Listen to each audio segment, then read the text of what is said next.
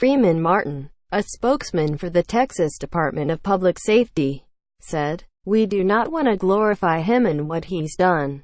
In a Monday media briefing less than 24 hours after a gunman killed 26 worshippers and wounded 20 others at a small Baptist church in rural Texas, authorities provided their first detailed account of the killer's motives and methods and formally identified him. Related, Trump says tougher gun laws would have made Texas church shooting worse, but in an evening update, as information continued to emerge about Devin Kelleys' tactics and his name in pictures proliferated as reporters dug into his background, officials said they would no longer refer to the 26-year-old by name. Today the autopsy was performed on the shooter, and if you notice I use shooter instead of the suspect's name. We do not want to glorify him and what he's done, said Freeman Martin, a spokesman for the Texas Department of Public Safety. Certainly don't want to glorify what has happened. There is a couple of campaigns out there. One is called Don't Name Them. We don't talk about the shooter.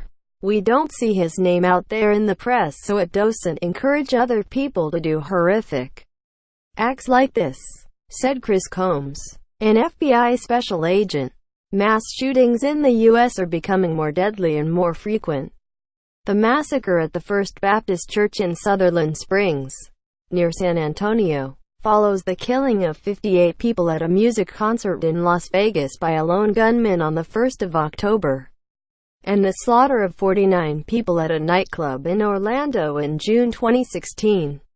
Research by Sherry Towers at Arizona State University in 2015 found evidence of a contagion effect, where widely publicized killings inspire copycat events. Victims of the Texas church shooting slideshow by Reuters groups such as No Notoriety and Don't Name Them, a campaign by the Advanced Law Enforcement Rapid Response Training Alert Center at Texas State University, hope to reduce the frequency of mass shootings by encouraging the media and law enforcement to end what they see as gratuitous and harmful coverage that serves to elevate perpetrators and inspire others. Diana Hendricks, director of communications for the Alert Center, said she was encouraged by the decision of the officials in Texas. It can help to, if not eliminate, then tamp down the contagion effect where people follow these stories, she said. When authority figures such as politicians name-check murderers, she added, they don't deserve that sound clip. Hendricks, herself an experienced journalist, said that she understands the need for reporters to write detailed accounts of significant events. But, she said, why do audiences need to know every detail about the shooter?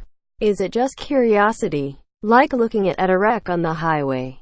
Here are some better options: the victims, the survivors, the heroes, the resilience and recovery projects that happen afterwards.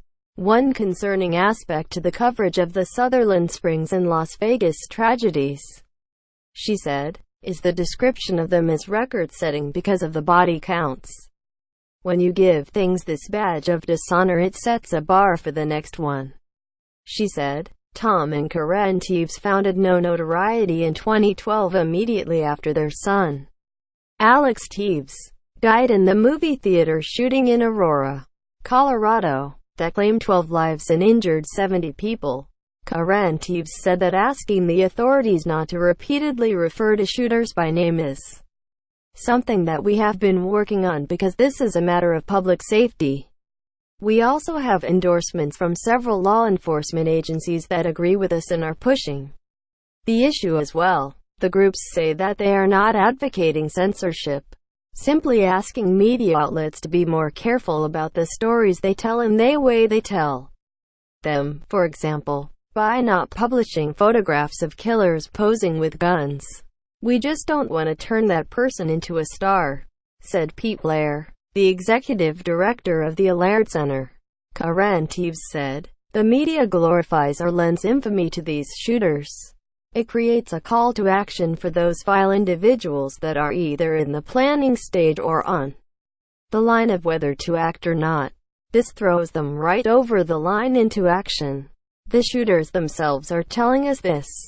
They're leaving behind evidence that shows that they studied previous mass shootings," said Anita Bush, the cousin of Michaela Medic, who also died in the Aurora massacre. The group's website lists 10 recent mass shootings in the U.S. where there is evidence that the perpetrators sought celebrity and were influenced by past atrocities in their coverage, including the fatal shootings of 9 people at a community college in Oregon in 2015. The gunman wrote of others on his blog. "A man who was known by no one is now known by everyone. His face splashed across every screen. His name across the lips of every person on the planet. All in the course of one day. Seems like the more people you kill, the more you're in the limelight."